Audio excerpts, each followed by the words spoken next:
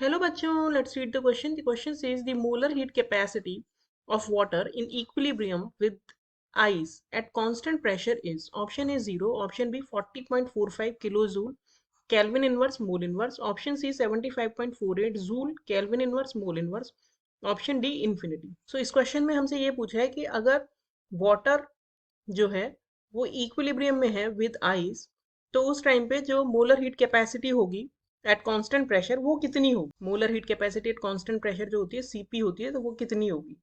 तो इस क्वेश्चन के लिए सबसे पहले हम की कंसेप्ट देखते हैं। की कंसेप्ट इस क्वेश्चन का है हीट कैपेसिटी क्या होता है। तो हीट कैपेसिटी जो होता है वो होता है अमाउंट ऑफ हीट रिक्वायर्ड और supplied to raise the temperature of the given substance by 1 degree centigrade.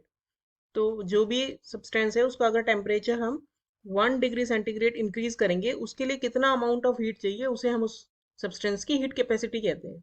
अब अगर हम इस क्वेश्चन का कंप्लीट सॉल्यूशन देखें तो मेजरली जो हमसे पूछा है वो पूछा है molar heat capacity at constant pressure. तो कांस्टेंट प्रेशर पे वो हो जाएगी डेल्टा एच, यानी हीट में चेंज डिवाइडेड बाय टेम्परेचर में change at constant pressure. P को हमें यहाँ पे कांस्टेंट रखना है, तो उसकी वैल्यू हो जाएगी इसका फॉर्मूला हो जाएगा delta H by delta T.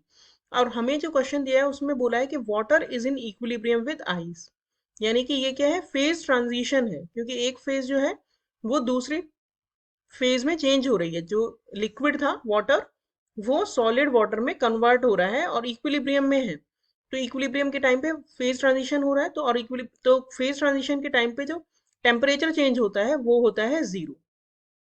तो क्योंकि टेम्परेचर चेंज जीरो है तो मोलर हीट कैपेसिटी जो होगी वो हो जाएगी डेल्टा एच बाय जीरो।